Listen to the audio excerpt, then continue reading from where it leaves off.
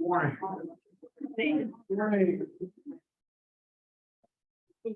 Good morning, and thank you for being here. I don't know how loud I'm talking anymore. Morning.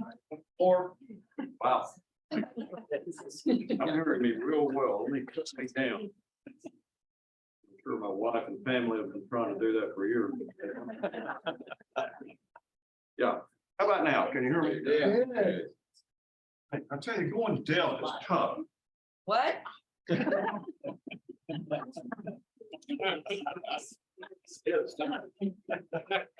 Well, I'm glad we can laugh about it. Fortunately, it didn't happen overnight. It's what it came. So anyway, I can still hear a little bit. Well, thanks for coming. We've got a few visitors here. We've got a Hodges in Hendersonville. They have relatives here. Their son is Bible teacher at CA. We appreciate them being here. And I might have missed someone else. If I did, forgive me. But we're glad you're here. This is a big weekend. And understand tomorrow morning, there's going to be over 3,000 little eggs to hunt. Yeah. Is that right? Something like that. Yeah. Filled with candy. I might show up. Yeah. And there'll be a petting zoo tomorrow morning. I hope I'm giving the wrong information or everybody's going. I don't want you to show up. It's not here. I know it is. You're going to tell me about petting zoo, egg hunt. So if you got grandkids or Face whatever. painting. kids- Face painting. Oh, yeah, I need to get in on that. for sure. Face painting, I'm sure there's a lot of brother's weakness for parties is mine. I don't know why he has to bring mimes in. Kind of spooky people, you know. So anyway, I don't know about mimes or not, but it'll be a good time. Martha's not here, and I don't know if she's watching. Thank you, everybody on Zoom this morning. Thanks for zooming in with us. So I don't have the background that Marge does. I've done gone to academy with you or talk with you or dated you. And we missed Marge. I think she's going to be here next week. She'll be back. She's on a big trip right now. So with that said, Ted, would you have our prayer this morning? Heavenly Father, we thank you so much for the opportunity to get together in fellowship, especially on this weekend that means so much to all of us. Just pray that you will give us the blessing that we seek. We ask it in your name. Thank you. This lesson this week is interesting. They're all interesting.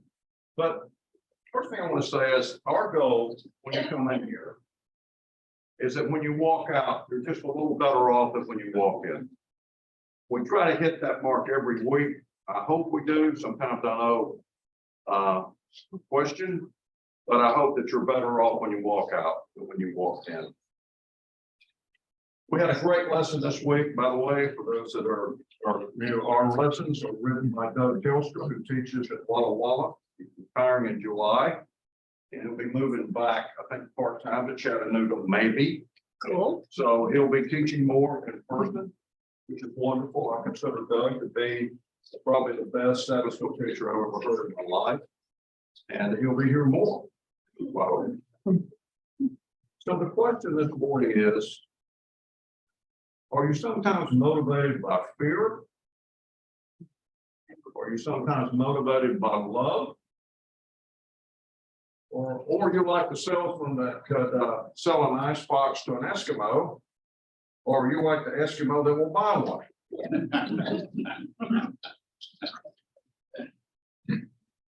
And the question was asked in the lesson, when are you motivated by fear?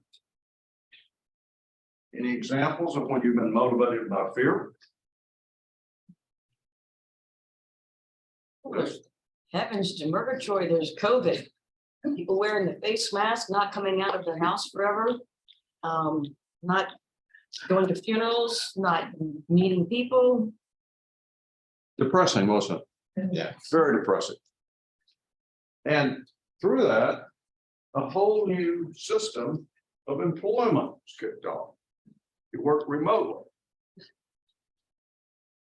I don't get too deep in the weeds on that. When I was walking through my office a couple of years ago, there's a conference room with a glass wall, and I could see some of our people on a Zoom call with some other, I don't know what it was about. But anyway, I could see in this, the one who they were talking to. And so nothing to do with anything. But this girl looked like she hadn't had a shower in 2 weeks. I'm serious. I mean, I just can't get my head around remote work. I mean, everybody does it. I'm not against it, some of it, but working remotely was a new experience for what I saw.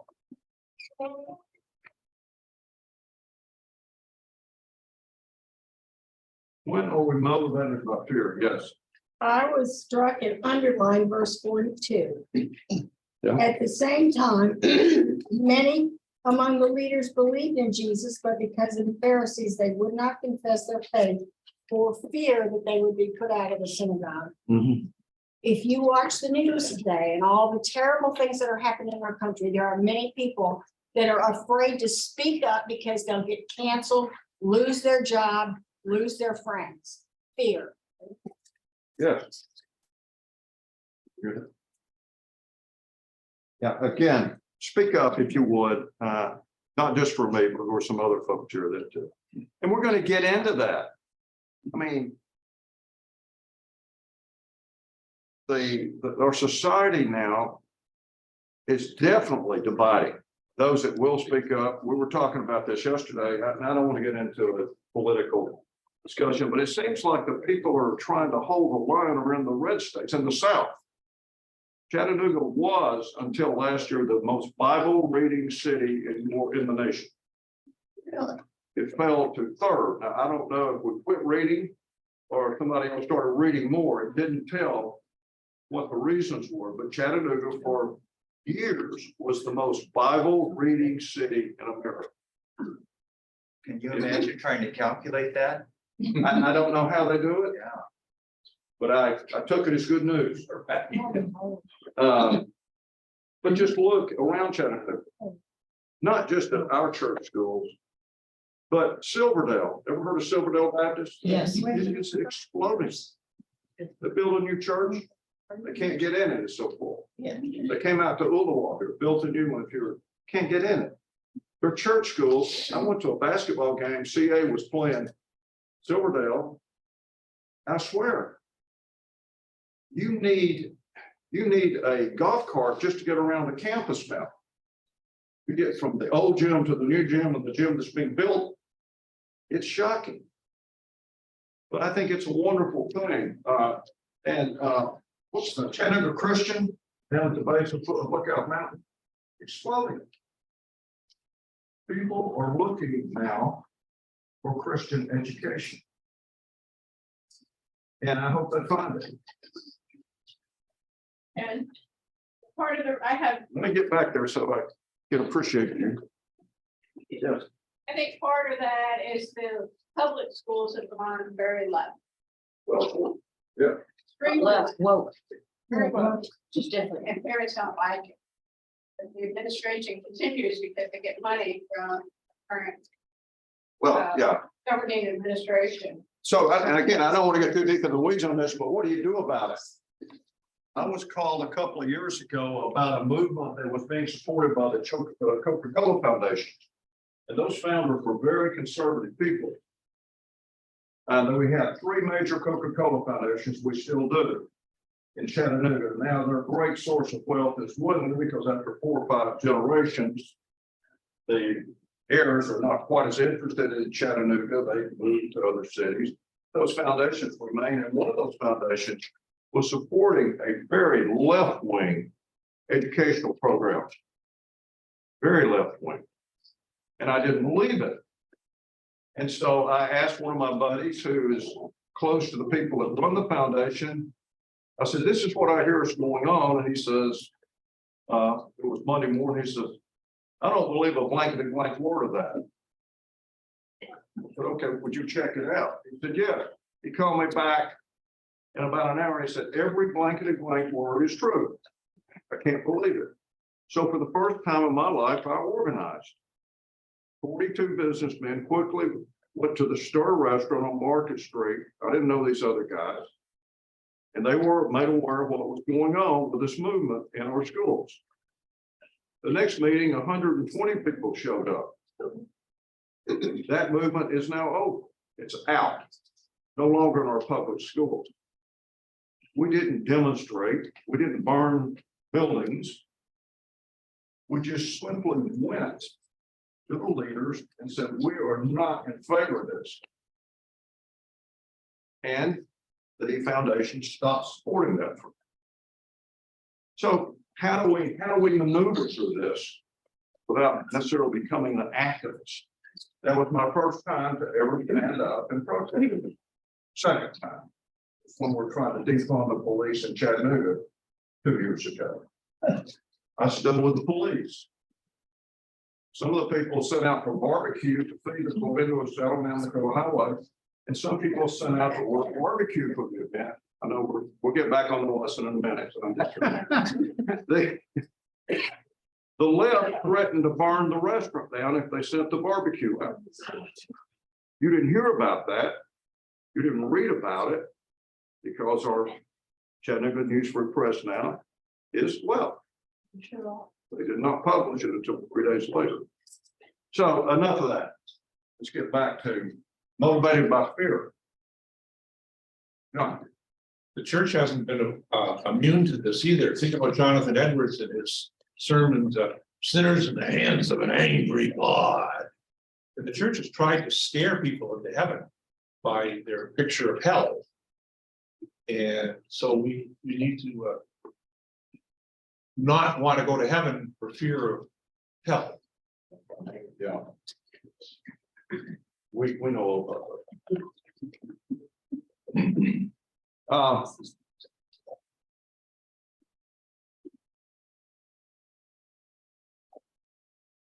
Again, we're not doing the right thing sometimes because we're fearful of what our society will say or what our church might say. And this can happen in our homes too. If our children get involved in something and we don't want to make a big ruckus about it, we just kind of let it slide. And then sometimes we pay for that consequence. It can happen in our own social life where we hesitate. We're not exactly on the trigger about standing up for what's right. We don't want to be subject to criticism. We don't want to be put out of the synagogue. Now, can you be motivated by fear and love? Any examples on that? I brought one, but I want to hear yours. Motivated by fear and by love. Just hypothetical, if your house is on fire, you're afraid to go back in, but because you love your child that's in there, you're going to go in anyway. That's a good, yeah. A good.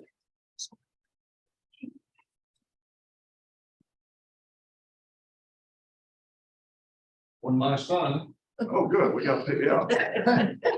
For me, the experience was trying to raise, well, my children and grandchildren. You love them and you want to make them happy, but then you also realize, oh, this thing that they think is going to make them happy will make them unhappy with me when I'll tell them no. So, you know, you're tempted to kind of temper what your gut says you need to do because you don't want their disapproval. Yeah. Welcome to my world. Yes, sir. Well, when I think about it, it seems to me that Jesus is a prime example of that. I mean, he went to the cross out of love, but he demonstrated he was afraid, I think. That's a great one. Hey, how'd that happen, Jordan? Once in a while, Well, us husbands are motivated by both fear and love. I can say that to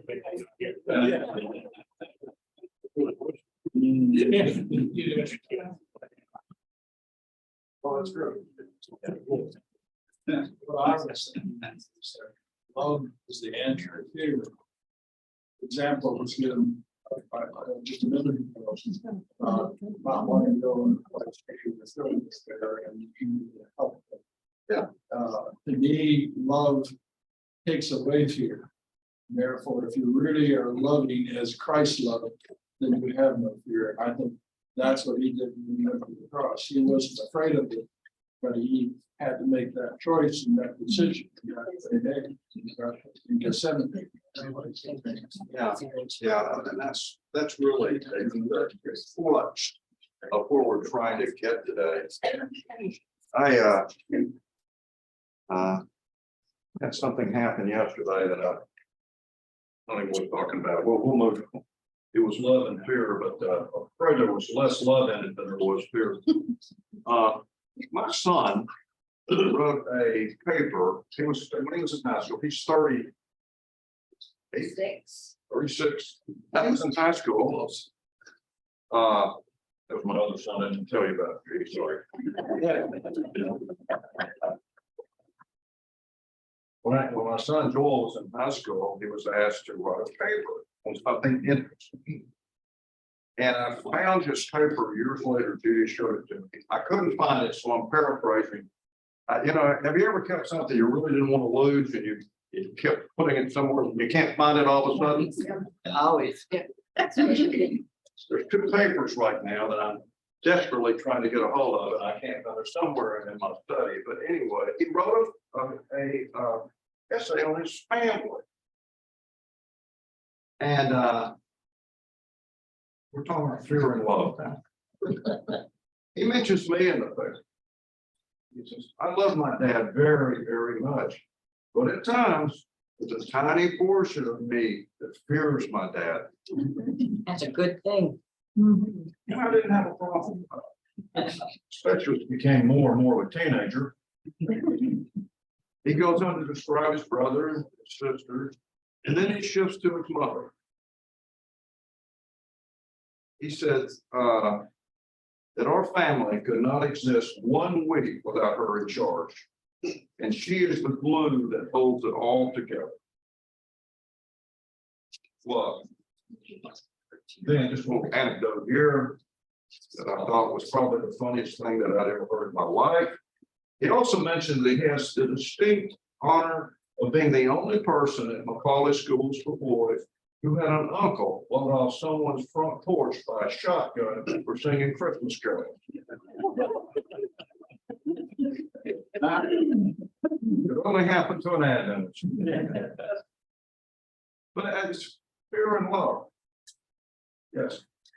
1 John 4:18, there is no fear in love, but perfect love casts out fear. Oh, That's a hard one.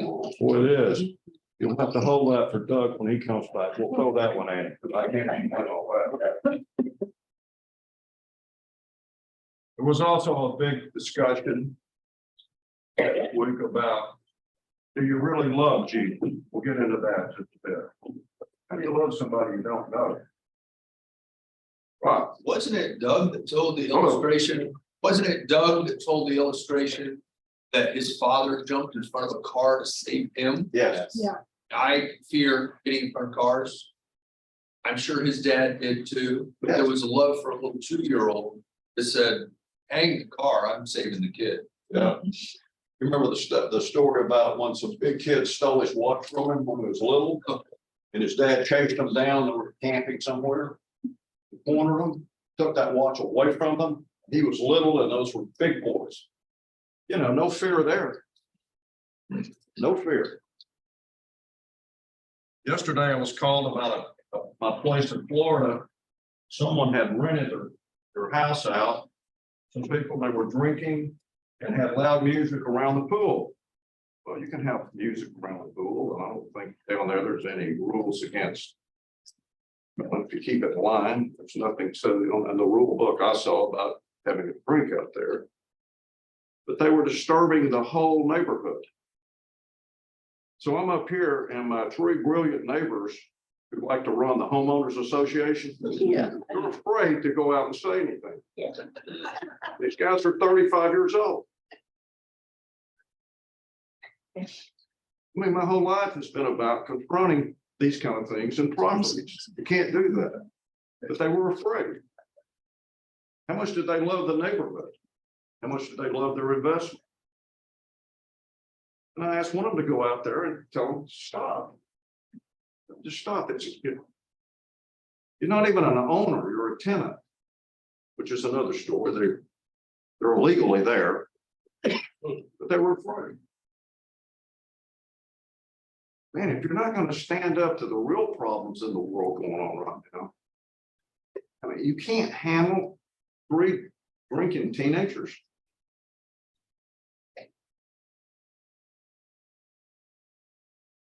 I finally just text back and said, forget it. I guess I'm just old school. Yeah, just old school. First time I've used that in my life. I guess I'm just old school. Okay, this lesson is about miracles.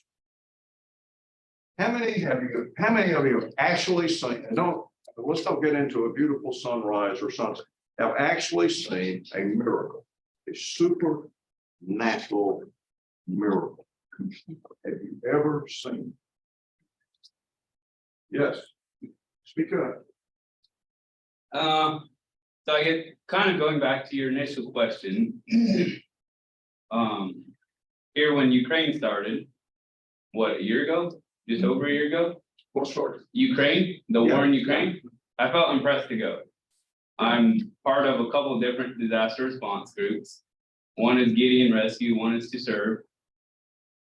And I wasn't sure about it. I felt impressed, like I should be there. Yeah. But I only get to see my kids a couple times a year. Funds, other issues, anyways. So I didn't go. And I regret it. However, when the earthquake in Turkey happened, I again felt impressed to go. Yeah. I called and talked to some friends and said, hey, I have the time, but I don't have the funds. The next morning, one of them texted me back and said, hey, do you need a sponsor?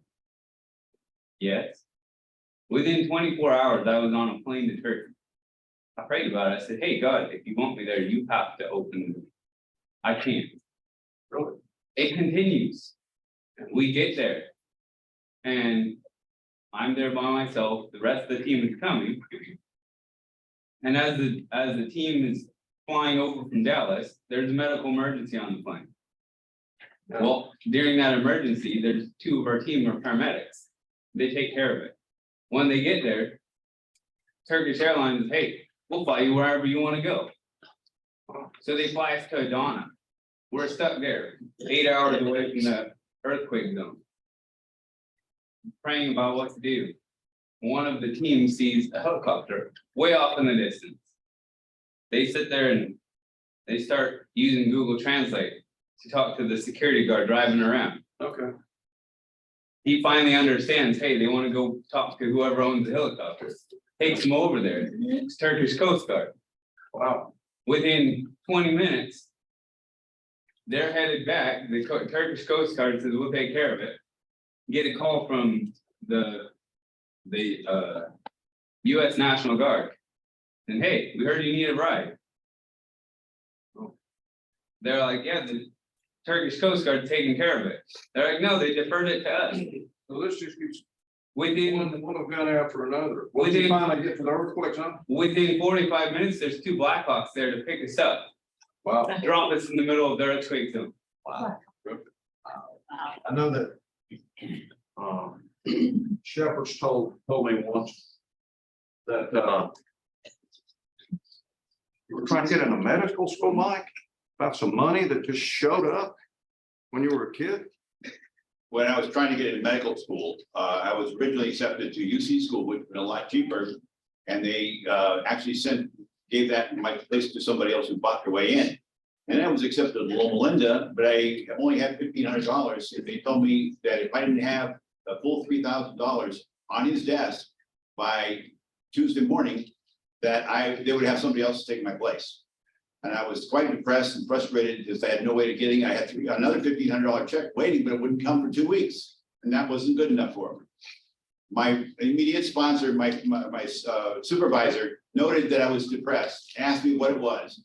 He said, I wanted to go to medical school, but I partied and goofed off. He says, no, you're going to medical school. He says, you know where my dad lives? And I said, I've been there once. He said, you go there on Monday. What's there on the table is yours.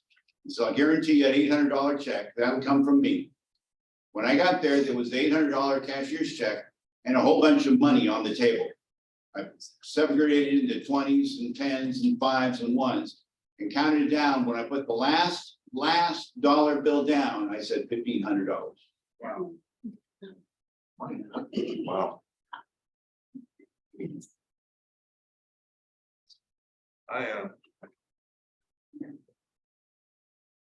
Jerry Arnold was telling me that some years ago, there was a family in Michigan that was helping a Laotian or Vietnamese family. Just them, they got into the Andrews area and people were chipping and trying to help them. And so the grandmother didn't know one word of English, nothing. So they go to church. And so one week, everybody's saying, thanking the pastors that walk out. And so the grandmother says to her son, tell the pastor I enjoyed every word that he spoke. He's going to speak English. Jerry also told me about some pastors in Indiana that were driving down some road. And one of them started screaming and yelling to pull over. It was in some country area, rural area. And they don't know what's wrong with this other pastor screaming to pull over to his house. They do, he runs out, breaks down the front door. Never been to this place. The mom and 3 kids are laying on the kitchen floor with the gas valve turned wide open. She's committing suicide with her 3 children, trying to. So he saves their lives, gets them back on their feet, gets them into the church. I mean, these are unusual occurrences. Yeah. Me? You have something? I do. I was taking a shortcut in the I was taking a shortcut from Duluth, Minnesota in the early 60s. Yeah. And I found myself on just a very narrow road and went over and snow all over like it had last week. Yeah. And there was this big semi truck coming towards me and a little skinny bridge that we both had to pass. He was coming this way, I was coming that way. And I was terrified. I had a little road, my child with me. And I just closed my eyes, and when I opened them up, the truck was behind me. Wow. Wow. These things are very, very inspiring.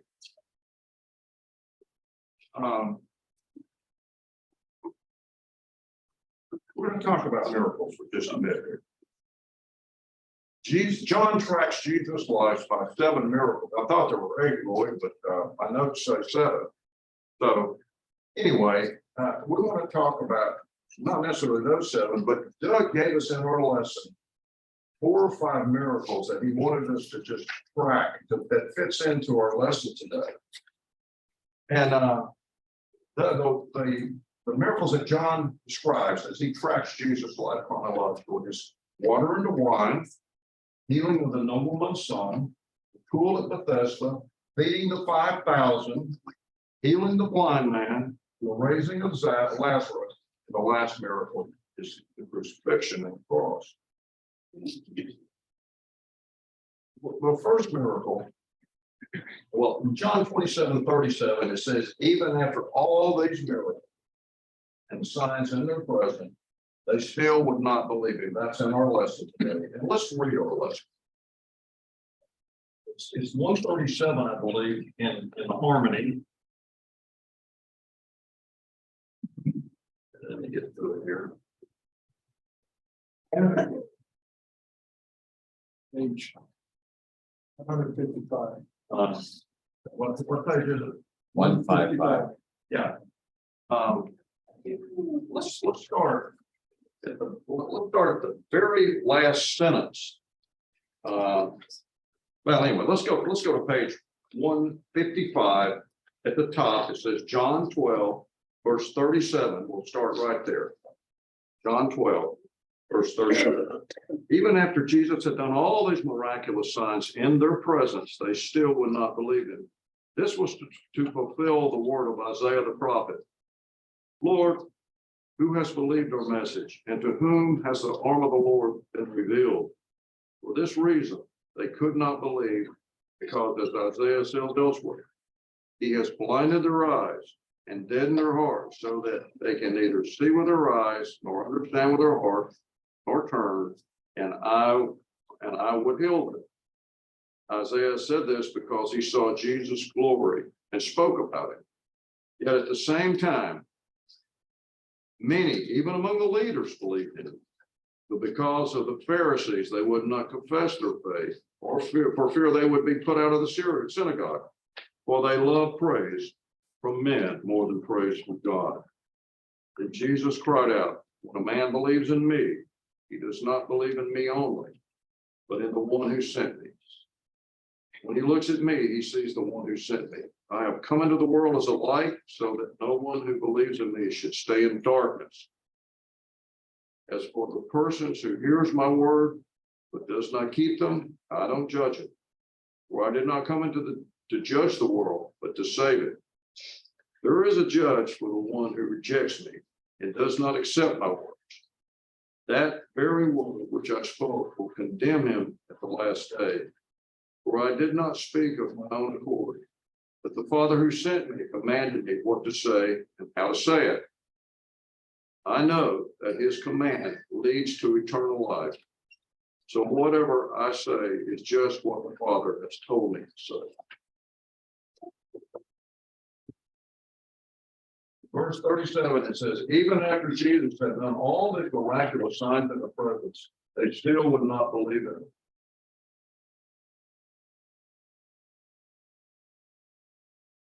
Let's look in our lesson. The first miracle that God asked us to look at was the miracle at Cana, turning the water into wine. This is found in John 2, 1 through 11. This is the first miracle at Cana.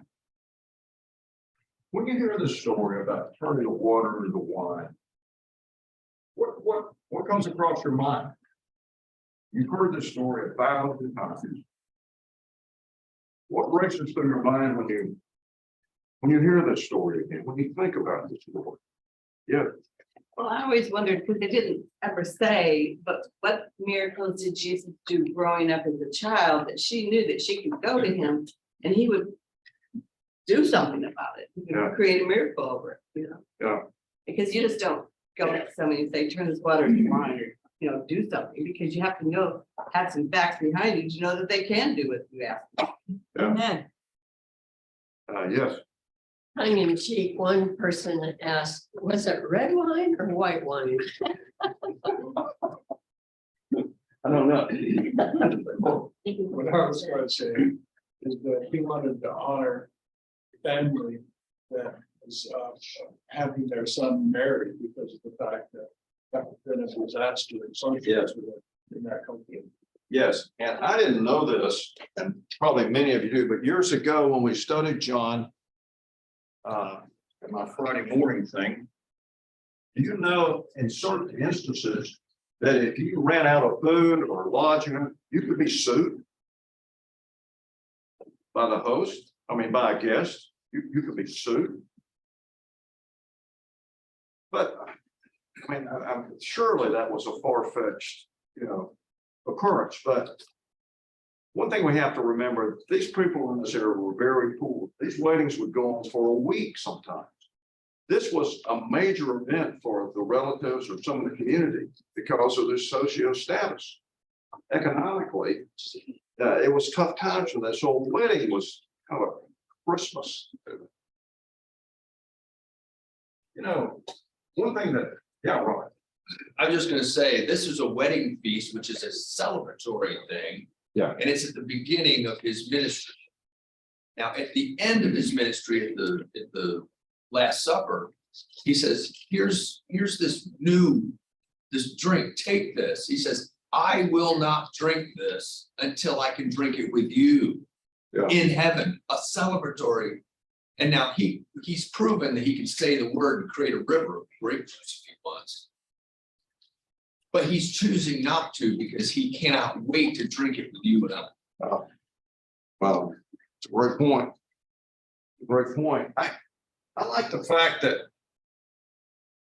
Jesus is sociable. He'll go to a party. No problem. Yeah, let's all jump in and get over there and let's see everybody. Let's talk. Let's have a nice time. You know, very social. He didn't want the wedding to be ruined by running out of food or drink. It also shows how to be respectful to your mother. You know, instead of saying, hey, you know, this is not the time or the place, Mom, for me to be. She knew it was time for him to kick off his ministry. And I've read that she was far more interested in him hitting the go button switch to get going than she was the wine for the food. It's time. He says, my time's not yet come. He's referring to the cross, but it all worked out. And she said, listen to your mother. Yeah, the Jewish mom. It just shows how respectful he was. And it wasn't a big scene about him. When I thought about the mom, I thought about, you know, Doug's mother, Margaret, that used to sit right here every morning. She's passed away now. But she told me once, she said, I marvel at this little boy that I used to bathe, feed, and take care of. And now I sit here every Sabbath morning and I learn from him every week. What a beautiful statement. Such a son. Also, about the one thing that I always remember about that story, those jars with little water that was turned, the water was turned into wine. That was a symbol of the Pharisees. And they were going to have to change. Just like that water changed, they're going to have to change. Very symbolic. The next miracle that they found in another lesson was John 2:23-25. And it's called Jesus Confident in His Mission. And it says, now while he was in Jerusalem at the Passover feast, many people saw the miraculous signs he was doing and believed in his name. But Jesus would not entrust himself to them, for he knew all men. He didn't need man's testimony about him, for he knew what was in a man. What do you think these? Where was he going with this? What was really the point of this being written down like this? Yes. He was always and only motivated by his Father's will. It didn't really matter what you thought. It did in a way, but it really didn't. At the end of the day, he knew where he was, he knew what he was supposed to do, and he wasn't afraid to do what that mission was. The next thing that Doug wrote about was John 3:2. This is the story of Nicodemus. And since we're going through this, we all know when he came to see Jesus, and he said he came to Jesus by night. And I thought for a long time it was, well, he didn't want to be seen with him. And then the more you dig into it, you find out that all the teachers and philosophers like to discuss things at night because they wouldn't be interrupted. Philosophers. I don't know who's right, who's wrong about that, but that is part of that culture. And he says, Rabbi, we know you're a teacher who's come from God, for no one could perform the miraculous signs you're doing if God was not with him. And one thing I like about this part, remember how Jesus just said, hey, right, but you know what, Nicodemus, you're going to have to be born again. Just cuts the conversation off. And then Nicodemus kind of starts getting a little uncomfortable and starts backing away. And he said, well, I don't know how a man can be put back in his mother's womb and be born again. So that seems impossible. And the one thing I like about this little conversation is Jesus is not having any part of that. Nicodemus, you are a teacher of Israel, and you're telling me you don't know what this means? Now, come on. Everybody knew that when a Samaritan was converted to a Jew, it's called being born again. Jesus is saying, hey, let's work with each other.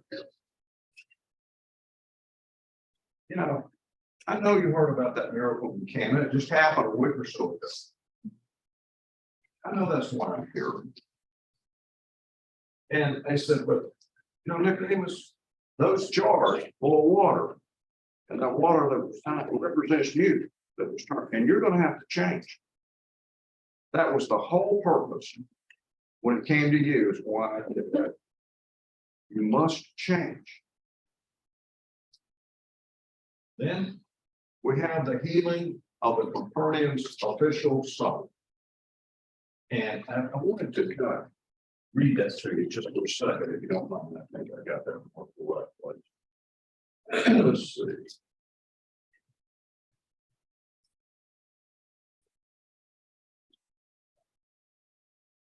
Yeah, I know what it is.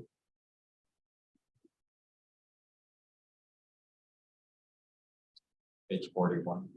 Does someone have a Bible? It's John 4:48 through 54. Someone have a Bible, they could read that. Danny, if you got the John 4:48 through 54. Page 42. Page 42. 42. I've got it. Go ahead, Dan. It's ready. You got it. It's been full. What? It's John 4:48 to 54. Whoa.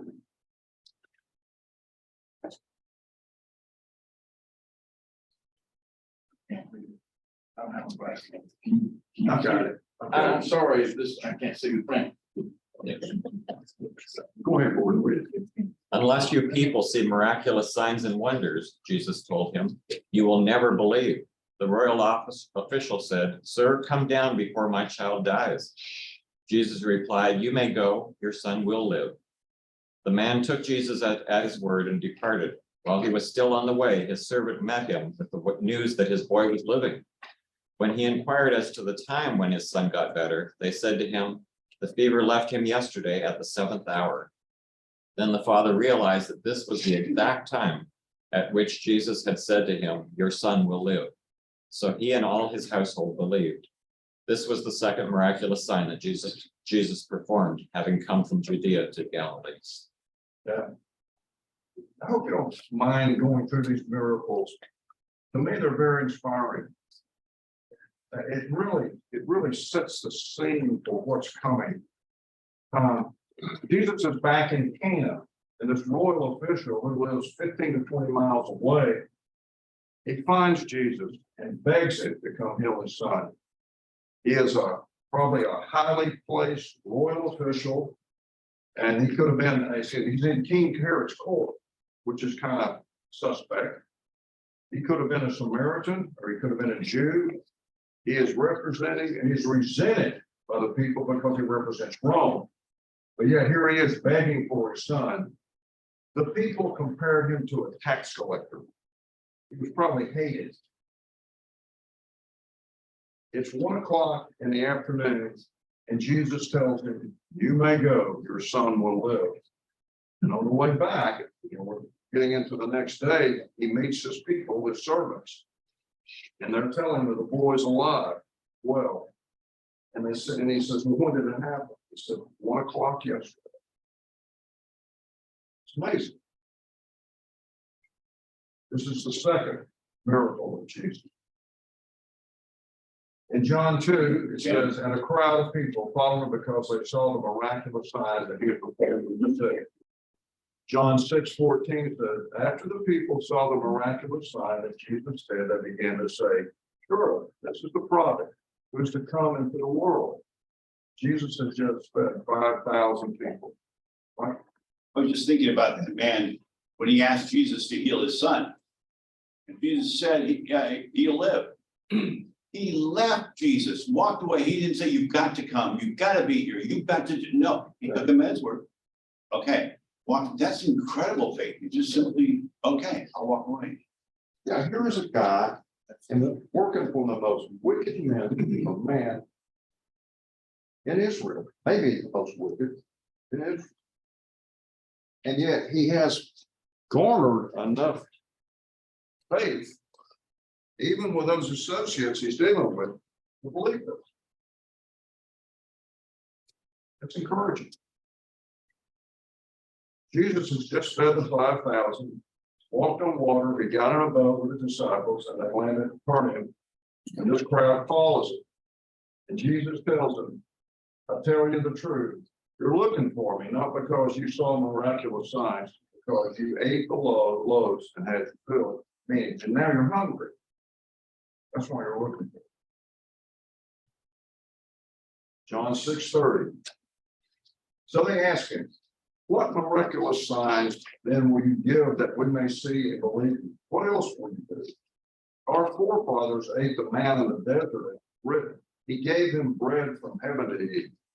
If you remember, the Jews believed that manna was still in the ark of the covenant, and that Jeremiah had hid that ark somewhere when the temple was destroyed. When Nebuchadnezzar came, he hid it. Jeremiah did.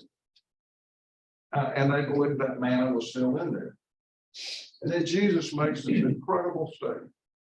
Look, I am the bread of life. He who comes to me will never go hungry. And he believes in me will be thirsty. So those are the events that were in our lesson today. Any particular miracle that resonates with you? If there's something that's burning your heart about these miracles, share it with me. One miracle that was not listed in the list today is found in Mark 9:14 through 27. This is the story about the man who brings this little boy to Jesus who is sick. Jesus is coming down from the mountain of Transfiguration, and he sees all this chaos. He walks up to the people and they said, what's going on? And so the father says, my son's sick, and your disciples couldn't drive out the problem, the illness, and now they're fighting with the Pharisees. I don't know what to do. I had some faith before I ran into these guys, but they're so chaotic. I don't know what to do. And Jesus tells the man that everything is possible to those who believe. Everything. The father says, I do believe, but help me, my unbelief. That's to me the miracle that I keep kind of in front of myself. Probably I've always had it there and will for the rest of my life. My unbelief. There's days that we all have that we're not really sure what the lay of the land is. These days we're not really sure how this is all going to work out. John says there were so many miracles that Jesus did, you couldn't get them all in a book. If all the books in the world were available, you couldn't get all the miracle stuff. We only have a fraction of what was. But then we come back to verse 37. Even after Jesus had done all these miraculous signs, they still would not believe it. What does this tell you about the folks Jesus was interacting with? Meaning, all we have now is a record of Jesus' life. We have writings, but that's it. What if you had been there in person? Would you rather hear your favorite song by your favorite artist sung live at a concert, or would you rather have a CD, a recording? Probably most of you would like to be in the room where it's being sung. These people had Jesus on steroids, and they wouldn't believe it.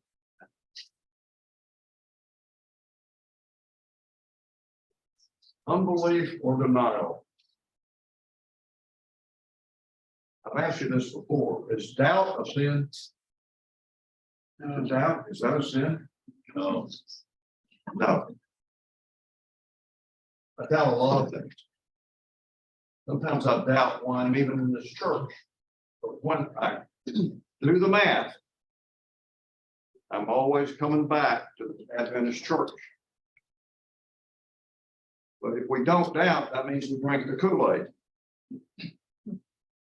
If you're not questioning why we do this or why we do that, now, I don't mean in a nasty way or an ugly way. But why do you do these things? If we don't ask and really know where the lay of the land is, chances are it can be a problem down the road. No, Roy studies all the time. I would say Roy has his feet on the ground. But I would say also Roy is still searching. Would that be a fair? Yes. Still searching after all these years. I don't know if search ever stops. I doubt that it will. Yes. You made me think about something when you said that they saw these miracles and yet they didn't believe. Now we're talking about doubt, because Jesus has said and the scriptures have said how in the last days that Satan is going to appear as an angel of light performing miracles. Yeah. That if it were possible to fool even the very elect. So you made me think about how the reason why they didn't believe Jesus's miracles, because Jesus was not what they were expecting. Whereas mainstream Christianity is teaching their Christians to be expecting Jesus to land here on earth and to reign here for 1,000 years of peace. So he will be what they are expecting, even though that's not what the scriptures say. Yeah. And so there are going to have to be people that doubt these miracles, because otherwise even the very elect would be fooled. And so if they didn't have their doubts, then we would never be able to show them in scripture that the truth says that's what Satan's going to do, and it's not Jesus, it's Satan. Okay. So that's kind of like a flip-flop of what Jesus was doing. Thank you. Yes, I'll come back to that. Yeah. I think a lot of it's not about the miracles. It's where your focus is. When I was in Ukraine, I came with a backpack. That's it. Yeah. No sleeping bag, no sleeping mat. I didn't know what I was getting into. But my focus was on helping others. It wasn't on looking for a miracle. Yeah. When I got there, when we finally made it there, the local military is like, hey, you guys can't stay on the street. It's not safe. So they put up a tent for us. Then they brought in 20 blankets while I'm working. My focus is solely on looking for and helping. Yeah. And before I ask, hey, do you want some food? Here's some water. Here's some drink. The focus isn't on, hey, did I get to see a miracle? Right. Jesus' focus wasn't on, hey, can I do a miracle? It was on how can I help others? Thank you. The first focus has to come away from ourselves. Yeah. Thank you. Was it doubt, or was it they received not a love of the truth? For this reason, God sends them some strong delusion because they'll believe a lie. If they had accepted what was in front of them, they knew they were going to have to change, in my opinion. So they're rejecting the truth because they would have to look at themselves and see where they would need to change if what was going on in front of them was exactly what they should do. Thank you for saying that. To me, was there another hand that I missed? That's Roy. What I was gonna say is, we're looking at the disbelief that the people had, or that they were afraid to acknowledge when Christ was on this earth. And I'm wondering now if we, as the end time people, are disbelieving because we've gone so long, and yet we haven't seen the end. And I'd like for us to think about the sermon today by the pastor will be a revelation for a lot of people about the end time and where we're at today. Good. You see, doubting is one thing and denial is another. Amen. These people are in denial. They will not accept. It's not that they've gone beyond doubt. Now they're in denial. And that's where a lot of things come off the rails. Yes, Bob. Thomas doubted. Yeah. But the Lord still had a plan for him and used him. So questioning, I don't.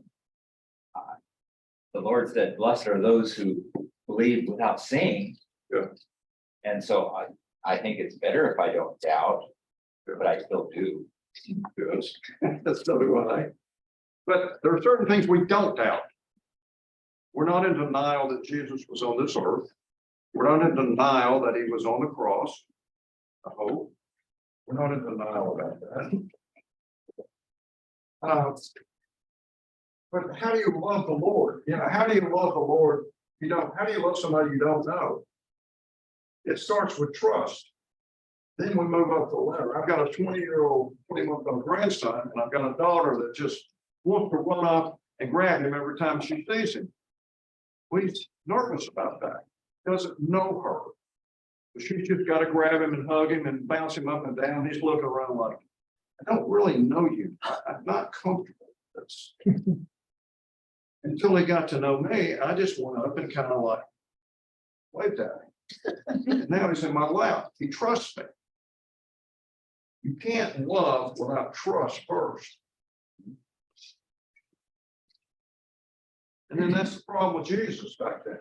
He's hard to love. He eats with tax collectors. He socializes with prostitutes. He's treating Samaritans as Jews, touching a leper, healing the servant of a Roman. I mean, my goodness, that's as bad as it can get, a Roman. Heal a Roman son. He's turning the world upside down. It's showing that their belief system is flawed. It's hard to get comfortable with this guy. He rides into Jerusalem and not on a white horse, but on a donkey. I mean, even the wise men are looking for him in a palace. He doesn't fit. He's hard to love. He's not the king that you're looking for. I was on vacation a couple of weeks ago, and I was just told about people in denial, people that just don't care anymore. This survey conducted with the University of Chicago, is a nonpartisan research organization, wrote this in the journal a couple of weeks ago. Some 38% of respondents says patriotism was very important to them, and 39% said religion was very important. You got 38 on patriotism, you got 39 on religion. Well, guess what it was in 1998? 70% deemed patriotism to be very important, and 62% said religion was important. So you go from 62 to 39%. Somebody's in denial. Somebody just doesn't know. I mean, this is just 10 days ago. Wow.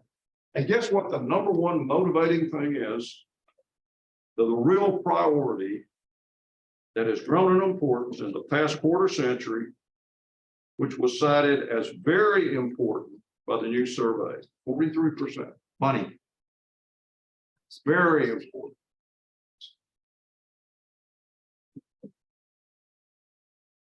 You have the courage to accept what's right. Are you afraid of being put out of the synagogue? Everybody has a Goliath in them. You've got a giant, you've got a slave. Everybody has that one big Goliath in their body that they have to deal with. And that's where our courage comes in. Are you willing to say your Goliath, whatever it is that's bothering you? I come to you in the name of the Lord. If we look at the salvation on the basis of understanding, we'll fail. We don't understand miracles. We don't understand where God came from. We don't know about eternity. We don't understand where it stops and starts. It's not an intellectual process. It's a faith process. And I have learned the hard way. Unless you trust, you'll never understand or begin to understand where you're going. Ken, I just have a question. Sure. Explain building the trust. I'm sorry. Let me get back here. What was? Okay. Explain building that trust. I mean, my observation is going for experiences with God, where I repeatedly see him carry me I didn't know if you had an idea about it. Well, it's hard to trust somebody you don't know. Can't trust somebody you don't know, and getting to know God has been the real challenge for me my whole life. But it's not cool sometimes. What I want to do doesn't fit with what he wants me to do. And that's the challenge. Can you really trust? Can God be trusted? Remember, that was the big slogan in the 80s, 90s. Can God be trusted? Can you fit in? Yes. Well, What I was gonna say about that journey that's being asked about is that first comes faith, which is a gift from God, it's grace. From faith, we go to trust. And from trust, we go to hope. Oh, hope gives us the joy of salvation. yes. Well, we're running out of time. Let me wrap this up for you. We didn't just say much about Isaiah, but Leon, you know my little buddy Leon, great, a brilliant scholar in his 80s now. He told me, and Leon is so smart. He says about Isaiah and all these verses that Jesus quotes. He said that eons ago, Jesus planned on having Isaiah write these things, so that when Jesus came to this earth, they would be a great comfort to them. I thought that was pretty nice. Now, can I prove that? No, but I'm going to take it as something that can help me. 2,000 years ago, Jesus was on the cross. If you've been in a crowd, if you've been in denial, if you've been upset, you got to remember that every one of the disciples observed it, yet they all came back and they're tremendous things. So as you leave on this Easter weekend, I hope that you walk out of here just a little better off than you walked in. Next week, I think Dewan will be teaching. It's another good lesson coming up. So Rod, would you have our prayer, please? Father in heaven, thank you so much that you have given us this example in scripture. And we want to do just what you did. Get from you and echo to others. We want to receive and then give to others. Thank you for this lesson in Jesus' name. Amen. Thank you. See you next week. Yeah, they're in.